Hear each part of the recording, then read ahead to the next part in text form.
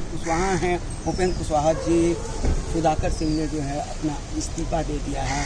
देखिए 2 महीने भी सरकार में हुए नहीं, 2 मंत्रियों का इस्तीफा। नहीं, देखिए सबको जोड़ कर देखने की जरूरत तो है नहीं, अलग अलग कारण होता है और कभी किसी का इस्तीफा, किसी का शपथ ग्रहण, ये तो सामान्य प्रक्रिया है, चलता है।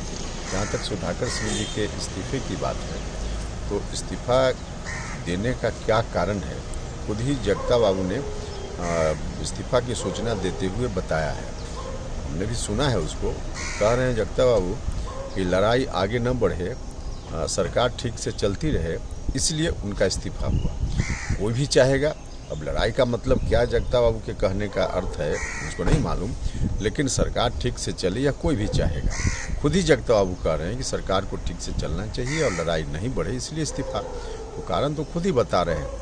उस पर हम या कोई गठबंधन का कोई भी व्यक्ति यही चाहेगा कि सरकार ठीक से चले। क्या लड़ाई हो रही थी? अभी तो वही बता पाएंगे, हमको नहीं मालूम। उन्होंने खुद ही कहा कि लड़ाई आगे न बढ़े इसलिए इस्तीफा।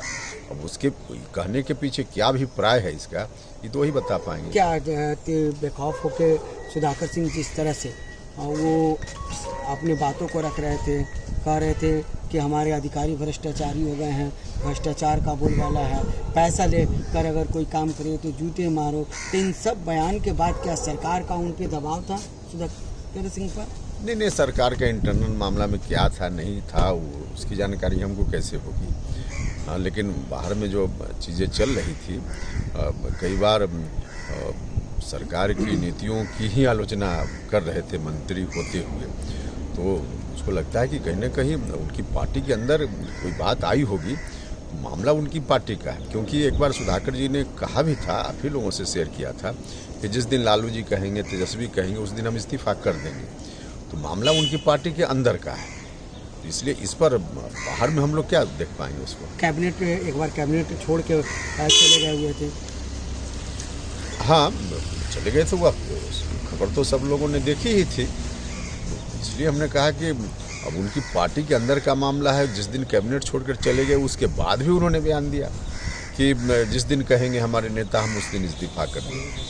तो अब क्या कुछ हुआ नहीं हुआ, अब पार्टी के अंदर आरजेडी में न समझना पड़ेगा इस बात को। जगता बाबू ने कहा है कि गांधी जी ने किसानों के लिए बलिदान दिया, शास्त्री जी ने किसानों के लिए बलिदान दिया, कृषि मंत्री किसानों की बात कर रहे थे और उन्होंने बलिदान दिया है, इस्तीफा दिया है। बलिदान का मतलब क्या है?